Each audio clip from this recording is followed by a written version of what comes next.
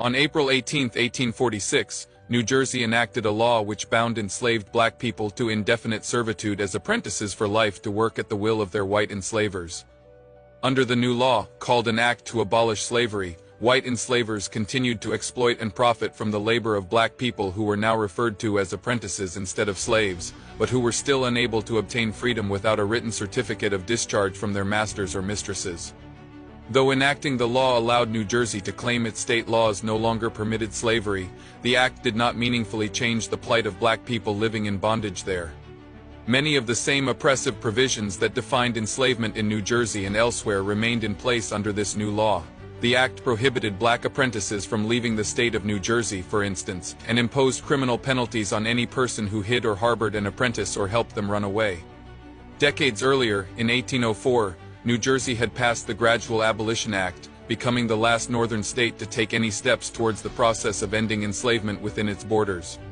That law had also fallen far short of abolishing slavery, instead delaying abolition for decades and ensuring that black children not yet born would spend their youth in bondage.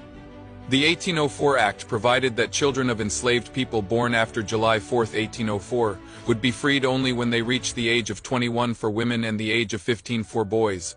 Despite the passage of this 1804 Act, there were still more than 2,000 black people enslaved in New Jersey by 1830. Like the 1804 law, the 1846 Act also failed to abolish or even attempt to abolish enslavement in New Jersey. It took the Civil War and the 1865 ratification of the 13th Amendment, which abolished slavery in the U.S. except as punishment for crime, to emancipate the remaining black people still involuntarily bound as apprentices in the state.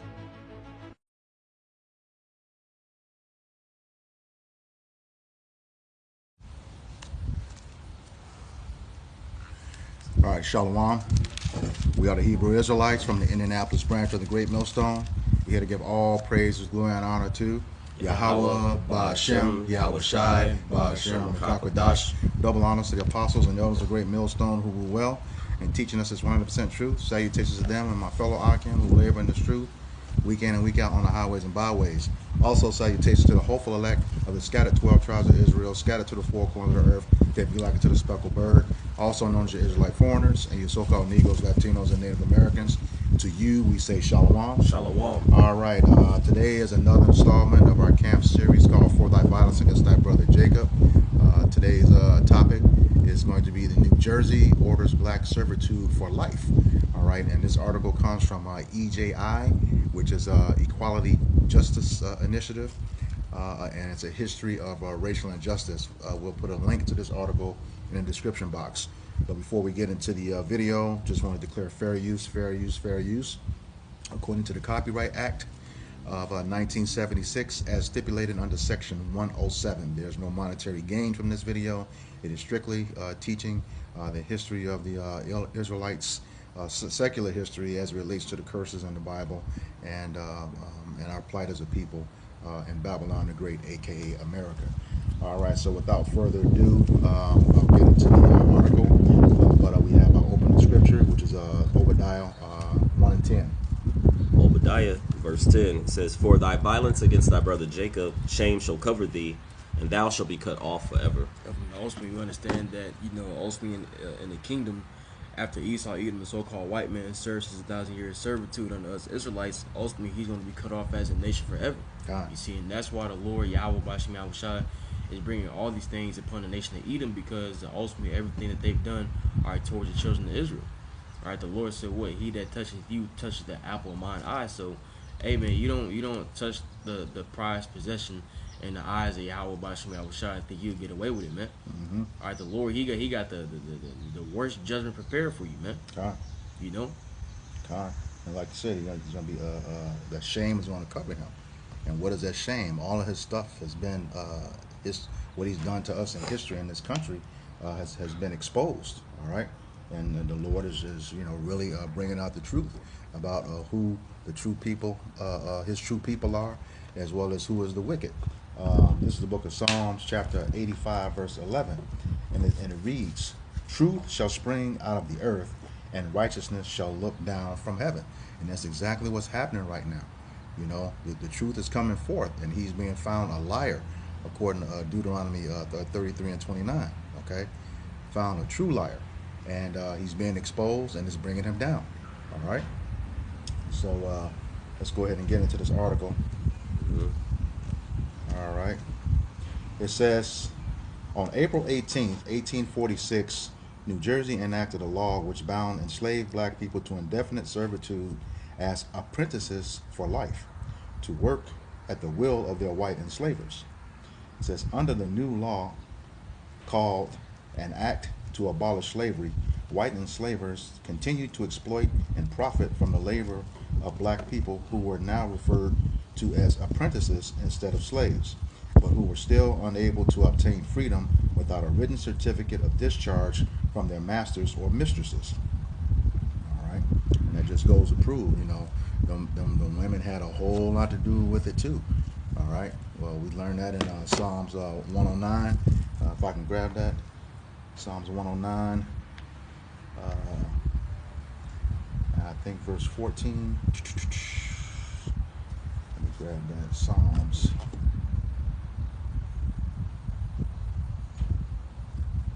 109. And again in verse 14. Yes. It says, let the iniquity of his fathers be remembered with Yahweh Bashem Yahushai, and let not the sin of his mother be blotted out. Okay, so you women, you so-called white women, Edomite women, just as equally as terrible to everyone. There's a book out called We Were Her Property, proving that you all were 43% of the slave owners. Okay, verse 15. It says, let them be before Yahweh Bashem Yahushai continually, that he may cut off the memory of them from the earth. And that backs up the opening scripture, Obadiah 1 and 10. Okay, they're going to be cut off forever. So just want to bring that out, okay? You all are not innocent in the plight of Jake. All right. Back in the article, it says, though enacting the law allowed New Jersey to claim its state laws no longer permitted slavery, the act did not meaningfully change the plight of black people living in bondage there. Many of the same oppressive provisions that defined enslavement in New Jersey and elsewhere remain in place under this new law. The act prohibited black apprentices from leaving the state of New Jersey, for instance, and imposed criminal penalties on any person who hid or harbored an apprentice or helped them or run away. And again, that apprentice is just another word for a slave. Watering it down, same stuff. All right. It says, decades earlier, in 1804, New Jersey had passed the Gradual Abolition Act. We talk about that all the time, gradualism. It says, becoming the last northern state to take any steps toward the process of ending enslavement within its borders. That law had also fallen far short of abolishing slavery, instead delaying abolition for decades and ensuring that black children not yet born would spend their youth in bondage. The 1804 Act provided that children of enslaved people born after July 4th, 1804 would be freed only when they reached the age of 21 for women and the age of 15 for boys. Despite the passage of this 1804 Act, there were still more than 2,000 black people enslaved in New Jersey by 1830. Man, it's further that affliction, man. All right, this is the last paragraph. It says, like the 1804 law, the 1846 Act also failed to abolish or even attempt to abolish enslavement in New Jersey. It took the Civil War and the 1865 ratification of the 13th Amendment, which abolished slavery in the U.S. except for punishment for crime, to emancipate the remaining black people still involuntarily bound as apprentices in the state. And we know that Emancipation Proclamation really wasn't about the freedom of the slaves. What they're missing here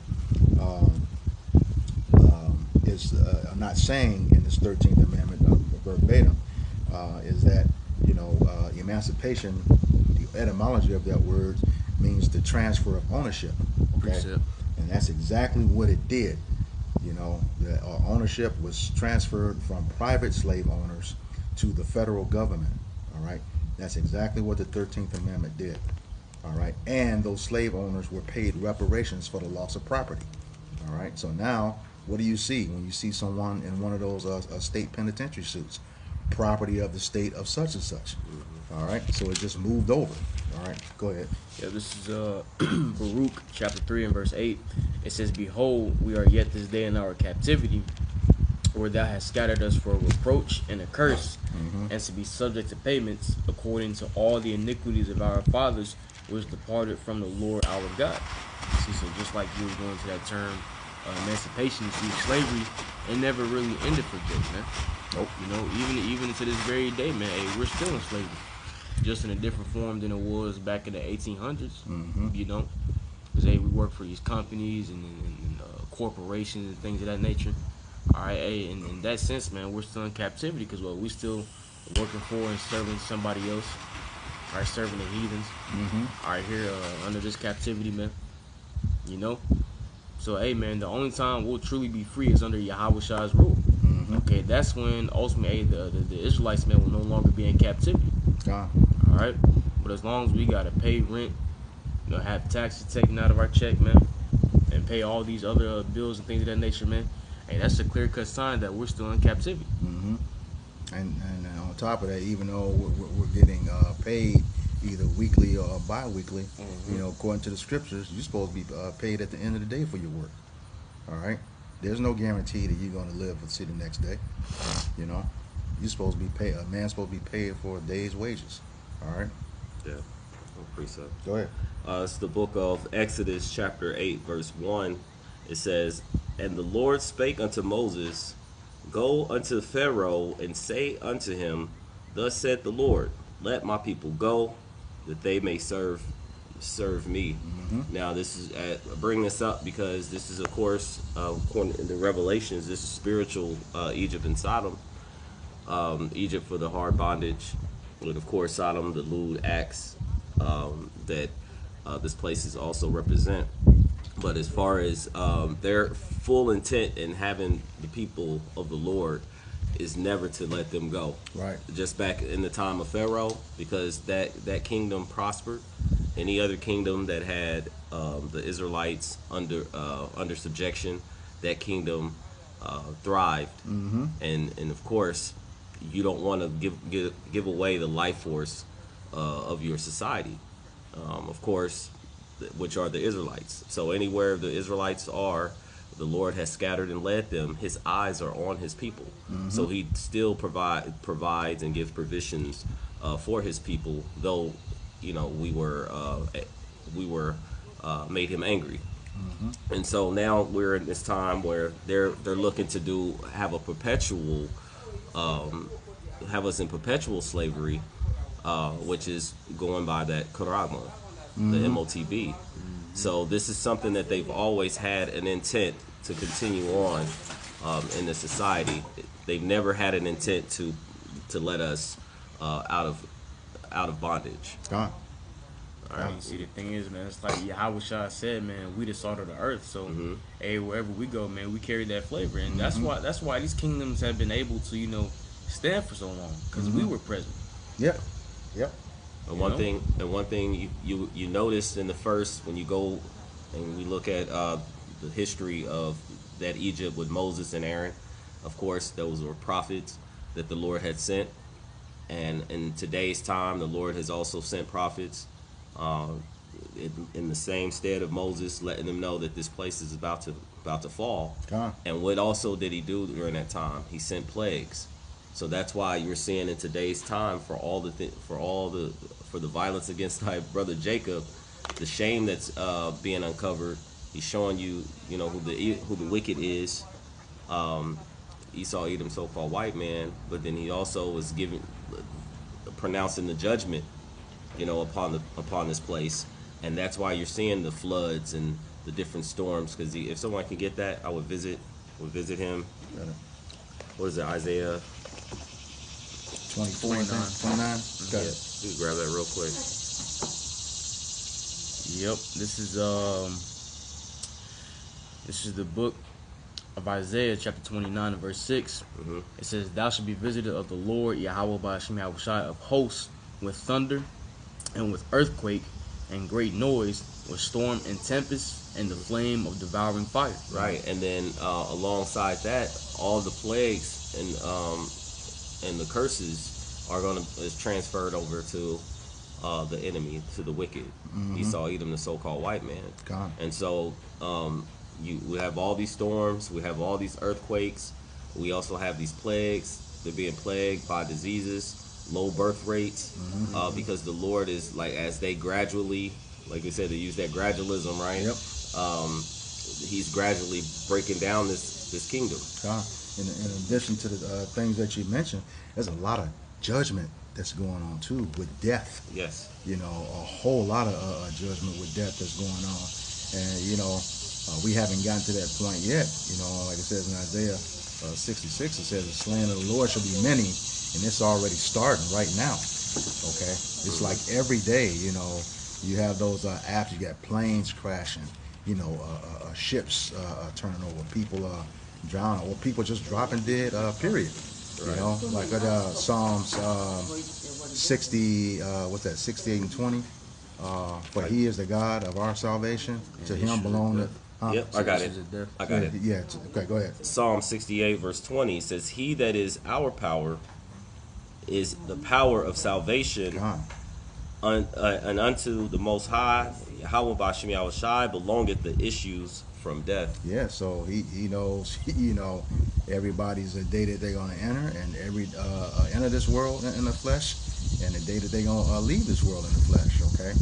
And a lot of it right now is because of the wickedness. You know, that is like 2nd Ezra 15 said, the wickedness has exceedingly polluted the earth. Therefore, he will no longer hold his tongue, you know, when it comes to that judgment. You know, he's going to let these people have it, and he is. All right? Got anything else? Yeah. Go ahead. This is the book of Psalms 2, verses 8.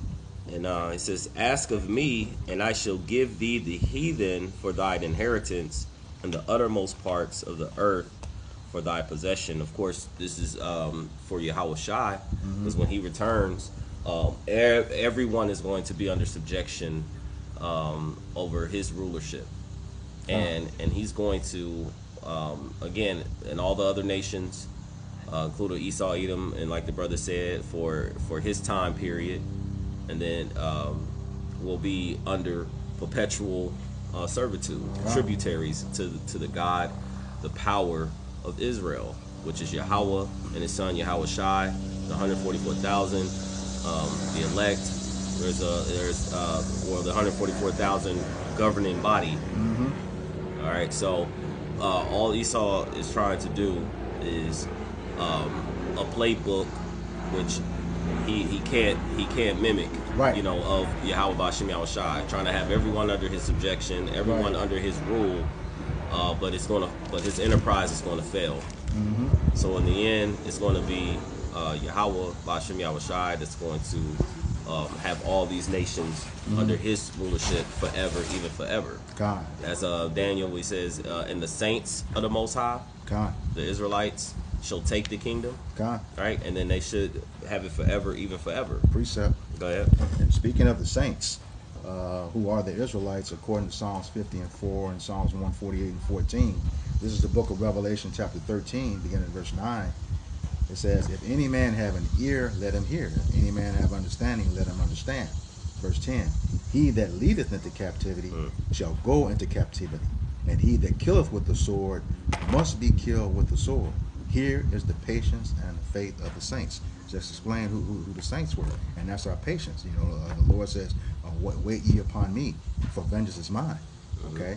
Yeah, and even though he says that vengeance is going to be done by the people Israel, according to Joel chapter 3, verses 19 through 21. Okay? And it says, that he that leadeth to captivity shall go into captivity. All right? There hasn't been a nation on this earth who has not put their hands on us. That's according to 1 Maccabees 2 and 10.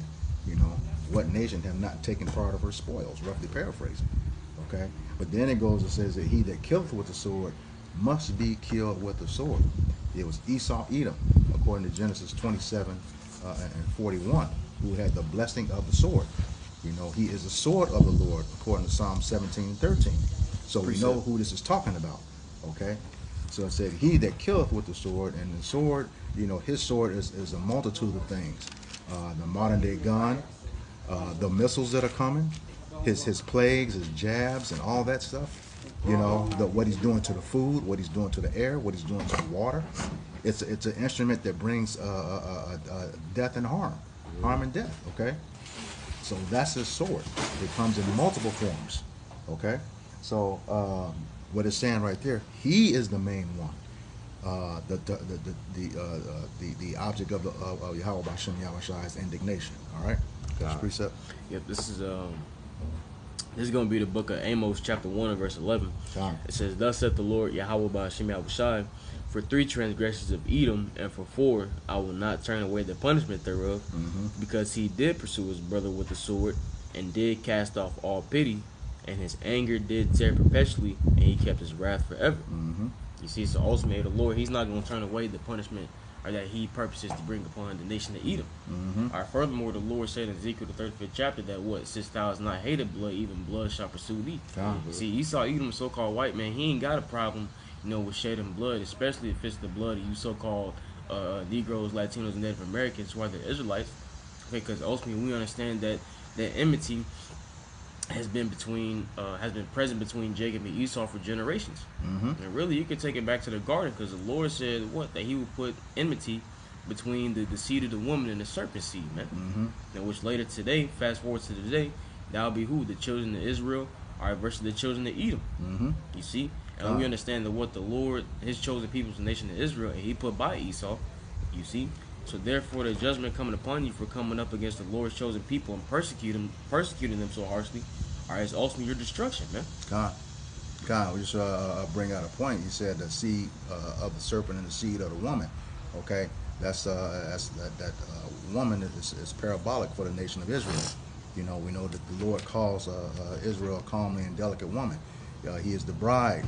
Israel, the nation of Israel, is the bride to Yahweh Bashem Yahushai. And more importantly, how it's not talking about an actual woman.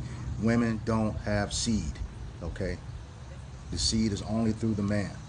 All right, so that's letting you know, and how we know it's also talking about a man in that the chapter before, Ezekiel 34. Okay, verses 30 and 31. It says his flock are men. Okay, all right. So he's talking about the men of Israel. That's who he gave the charge to.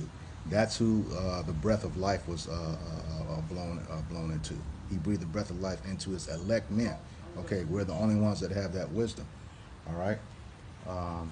That's something. Yeah, and I have one precept. And then we'll, yeah. Yep. Okay. Go ahead with yours. Okay. Just to back you up on what you were saying earlier, this is Isaiah 14, chapter 21 and verse 22. It says, "Prepare slaughter for his children for the iniquity of their fathers." Okay, so the thing is, you are your fathers. There's nothing new under the sun.